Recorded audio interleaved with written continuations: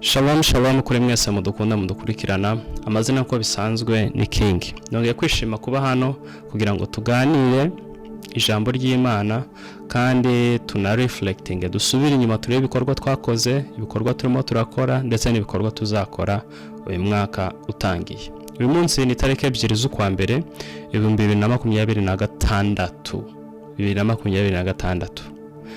Can you believe yuko uyu munsi ari umunsi wa kabiri w'umwaka? Mu minsi 365 uyu ni umunsi wa kabiri.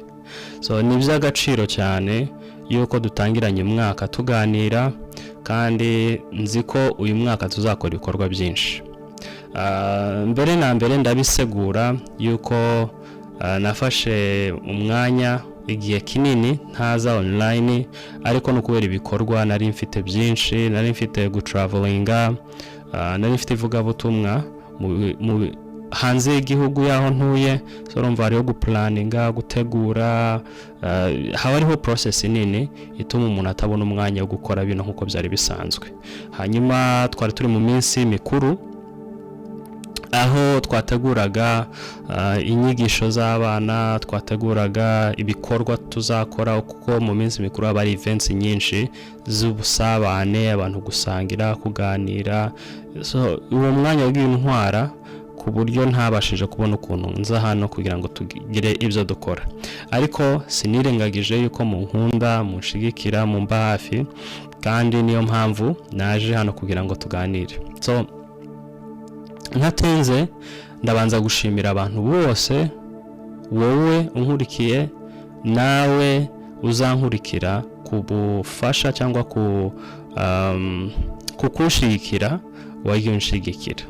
Ndashimira amatorero, ndashimira institution zose twagiye dukorana muri uru rugendo rwo gukorera Imana. By'umwihariko ndashimira itorero rya Holy Church. Holy Church ni itorero ryagize uruhare runini muri ministry nkora kuva ntangiye kugeza ubu ngubu. Ndabashimiye cyane. Nshimiye ubuyobozi, nshimiye abayoboke. Ubwo urumva harimo ababyeyi bemeye gutanga abana, harimo abayobozi batanze inshingano, bagiye badushigikira mu buryo bwose bushobotse.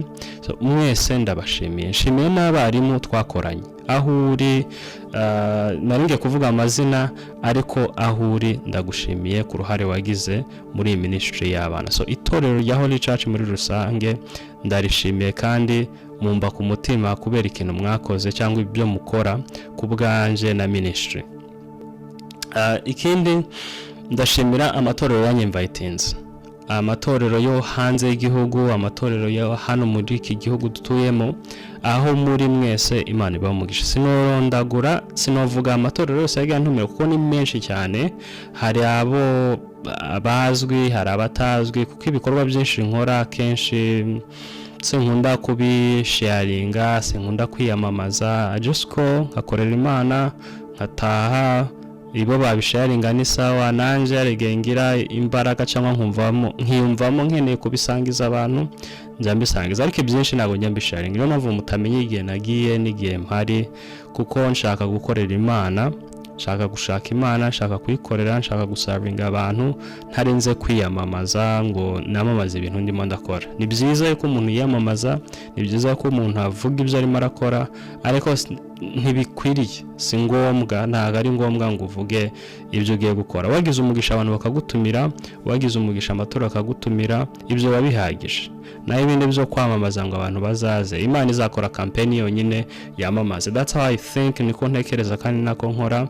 Wenda nzagenda na upgrading mu minsi iri imbere, ntangire sharing more, ntangire mbwira abantu niyamamaze. Icyo gihe nikigera nzenjoyinga cyangwa nzishimira kubasharinga ibikorwa ndimo ndakora.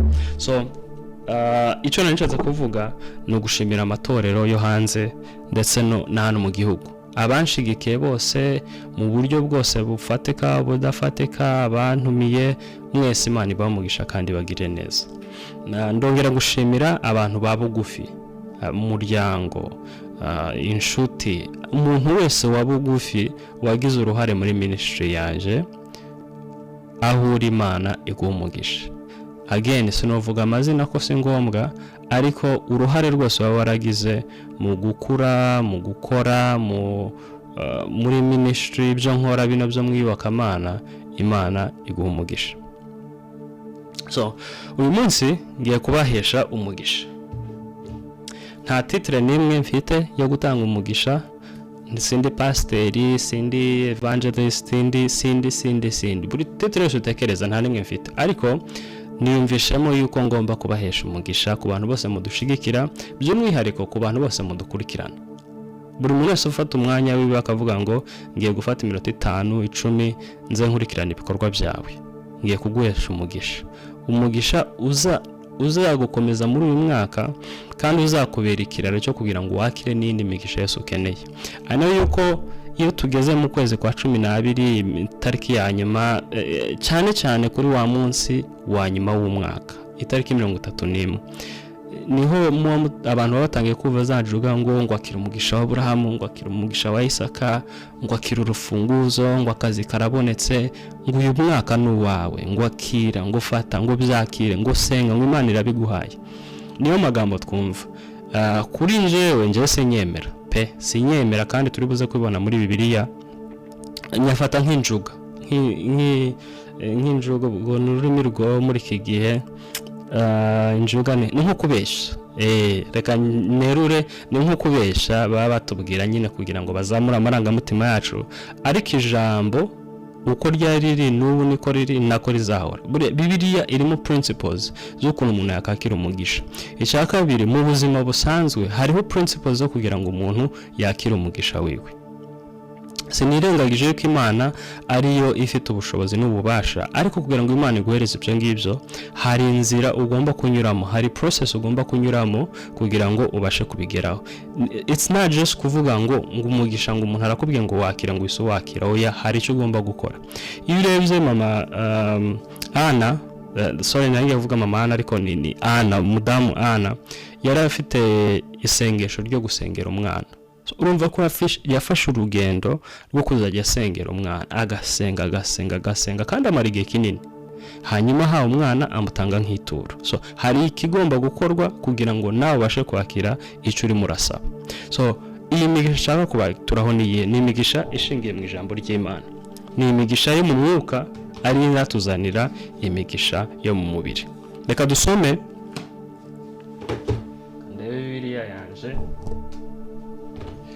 Reka dusome mu byakozwe n'intumwa igice cya 6, turatangira ku murongo wa 2. Haravuga ngo abo 12 bahamagara abigishwa bose bati, ntibikwiriye ko tureka kwigisha ijambo ry'Imana, kwicara ku meza tugabura. Nuko bene data, mutoranye muri mwe abantu 7 bashimwa buzuye umwuka wera n'ubwenge, tubashire kuri uwo murimo. Umurongo wa 4, ngo ariko twebweho, ahangaha niho hari umugisha wawe, aha niho hari imbarutso yo kwakira umugisha wawe. Umugisha nta handi uvuva mu ijambo. Ijambo riravuze ngo ariko twebweho tuzakomeza. Tuzagira gute? Tuzakomeza gusenga no kugabura ijambo ry'Imana. Ku murongo wa 5, abahateraniye bose bashima ayo magambo, batoranya Stefano, umuntu wuzuye kwizera n'umwuka wera. Wenda wakibaza ngo se ko tubumvamo amakuru ya Stefano, uwo mugisha wacu uri he? Umugisha n'ahandi ubitse ni mu gusoma ijambo. Hano havuze kugabura, so hari abagabura, hari n'abagaburirwa. Ugaburirwa abari mararya ijambo ry'Imana. Mwibuke Yesu yavuye mu butayu, yarageragejwe ngo afate ngo amabuye ahinduremo umugati. Noneho arasubiza ngo umuntu ntabeshwaho n'imigati, umuntu ntabeshwaho n'urufunguzo rw'imodoka, umuntu ntabeshwaho n'akazi, umurimo, kuko umurimo uraza ugashira.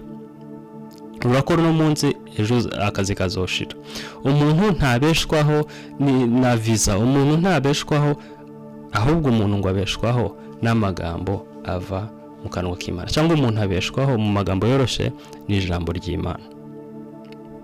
Mwibuke mu byakozwe n'intumwa bavuze ngo twebweho, ariko twebweho tuzakomeza. Mbese ni continuous, itariki ya mbere, itariki ya kabiri, itariki ya gatatu, itariki ya kane bazakomeza kugabura ijambo ndetse no gusenga. So natwe tugomba gushira umwete mu gusenga no mu kugabura, cyangwa nimba utagabura ijambo ry'Imana ukabura ijambo ry'Imana, kuko Yesu yavuze avuye mu butayu ngo umuntu ntabeshwaho n'imigati gusa, ahubwo abeshwaho n'amagambo ava mu kanwa k'Imana. Reka twongere dusome muri Matayo igice cya 6 umurongo wa 31. Haravuga ngo nuko ntimukiganyire mugira ngo tuzarya iki cyangwa tuzanywa iki cyangwa ngo tuzambara iki, kuko ibyo byose abapagani babishaka.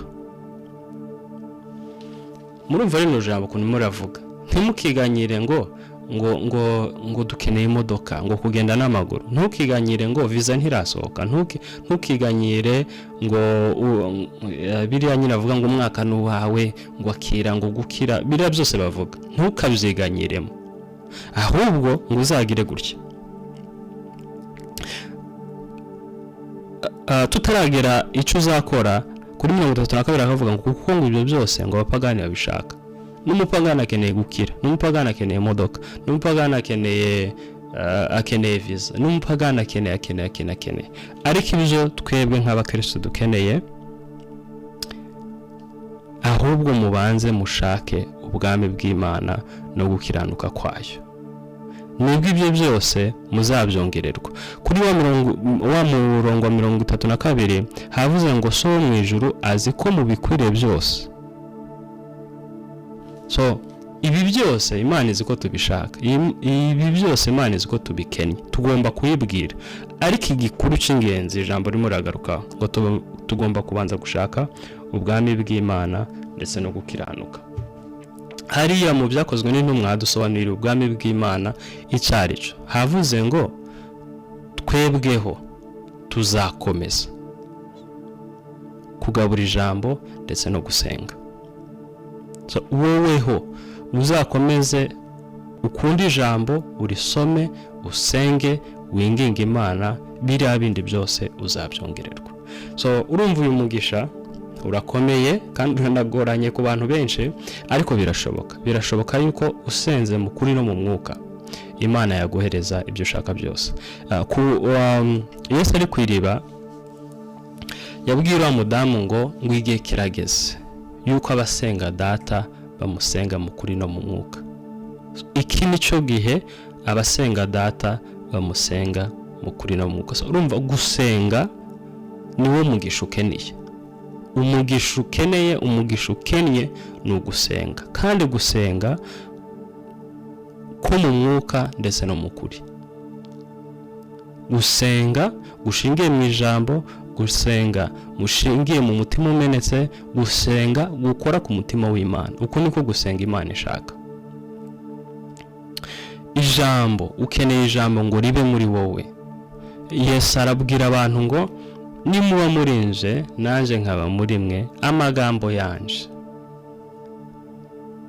Ibyo bitatu nibihurirana ngo icyo muzasaba cyose nzakibaha. So nta wundi mugisha dukeneye. Aburahamu yawubonye kubera ko yizeye.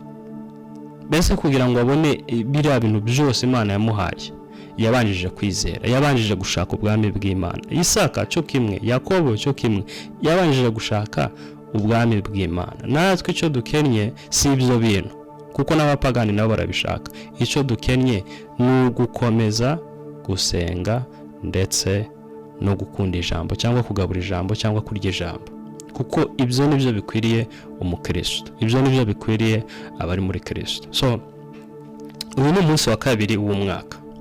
Ndagusaba ngo ugende wicare witekerezeho, urebe ni hehe ukeneye ijambo, ni ibihe areas, ibice by'ubuzima bwawe ukeneye ijambo, ni ibihe bice mu buzima bwawe ukenemo gusenga cyane. Numara kubibona uzavuga ati ngiye kugira plan y'ukuntu shaka ubwami bw'Imana. Uyu mwaka wihe gushaka Imana, uzajya kurangiza bya bindi byose nabyo warabihawe, kuko focus yawe intego yawe yari gushaka Imana mu kuri no mwuka. Simvuze ngo abantu babe lazy, tugomba no gukora, tugomba no gushaka iby'ubuzima busanzwe, ariko no gukunda Imana birashoboka binyuze mu gusenga no mu gusoma ijambo. Ugafata umwanya mu munsi wihariye, ugafata umwanya mu cyumweru wihariye, ugasenga, ukegera Imana, ukayishaka. Uko ugenda ubikora niko amagambo y'Imana agenda agwira muri wowe. Ikindi networking, igihe ugiye gusenga, talk to people, go out there, ugira umurasharinga ministry, gospel, ugenda uvugisha abantu. You never know uzahura nawe, you never know. Muribuka story ya Yosefu ubwo yari ari muri gereza, yasobanuye inzozi z'abantu, ariko muri uko kuzisobanura arabwira ati nimugira nte mukanyibagirwa. Nubwo yakundaga Imana, nubwo yayikoreraga, hari yindi step yateye, yarakoze, yagize ibyo akora. So nanone gusenga cyane, warangiza mu buzima ukaba lazy, uburi muri icira inzira, umugisha wa ntago wuzura. In a way ntago wuzura. Ibi ndimo ndabivugira yuko hari abantu baba bafite inshingano runaka, tuvuga afite umuryango, yarangiza akatajya muri ministry, agasiga abana batazi uko bazarya, uko bazambara. So we need also to be thinkers, tugomba gutekereza. Twahawe inshingano zo kwita ku muryango. Bibiliya ivuga ukuntu ngo umuntu ngutita ku muryango we ngo arutwa n'umuntu utizera. So ijambo ry'Imana ryuzemo ubwenge, ariko hari igihe abantu barijamo bagatangira guta intego y'icyo ishaka kuvuga, cyangwa bagasoma uruhande rumwe ruberekeye. Ariho wagenda havamo misconception yuko abantu bazana amadoktrine yabo atandukanye n'icyo ijambo ririmo ravuga. Ariko ijambo ririmo ravuga ati ariko twebwe tuzakomeza gusenga ndetse no gushaka no kugabura ijambo ry'Imana. Muri uku kurigabura, mwibuke ko bari bafite ikibazo cy'uko abagore bacikanwaga. Baravuga ati twebwe tuzakomeza bino, ariko nanone tugomba gushaka bazakora n'ubundi ya issue ihari. So igihe wagiye muri ministry, igihe urimo urasenga, igihe urimo uragabura ijambo, igihe urimo urarya ijambo, ugomba kumenya yuko n'ahandi wasigaje naho hakenewe, naho haragukeneye. So muri uko kugukenera, ukeneye gushaka uburyo sustaining, ukeneye gushaka uburyo uhakemura, naho ntihabe igice, ntihagorame ngo hawe gusa ahuri ariho hagoramuka. So I hope yuko bino aya magambo ashobora kuba sounding nk'arimo ara contracting ibyo navuze mbere, ariko aruzuzanya. Nuko gusa tuyakoresha nabi, abantu bakaja mu biyobokamana babijamo, ugasanga ibindi barabitaye, kandi ibyo bataye nabyo birakenewe.